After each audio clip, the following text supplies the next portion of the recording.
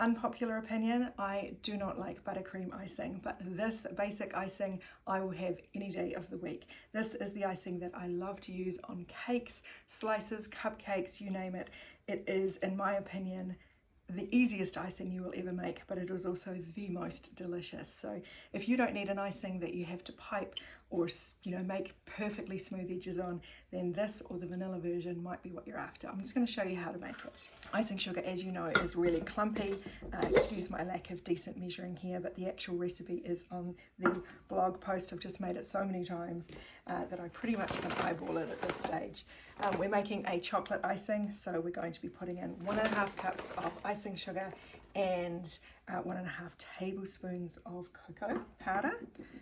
And then we will sift that through. Cocoa powder and icing sugar are two ingredients that always like to clump together.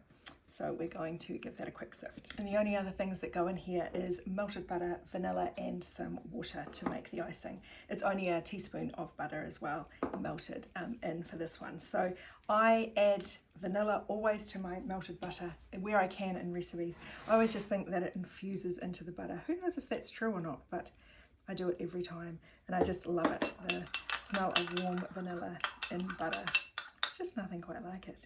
So we're going to tip this into here now, and then we're going to add little bits of water to it until it's the right consistency. So we have some water in here now, and we're just going to add it a little bit at a time until we are happy with the consistency of it, starting with around about a tablespoon to start with, just mixing it all together nicely. So you can see that it is starting to thin out. I usually add around 3 tablespoons of water to it. I know some people make it with milk, some people make it with softened butter rather than melted. This is just what I do. It's delicious and it works every single time.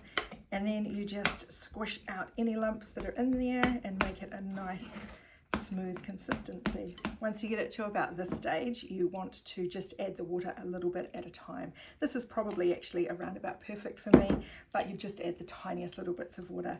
The other thing is, if you go too far, you've added too much water, it's easy, just pop in a little bit more of the sifted icing sugar and thicken it up to your liking.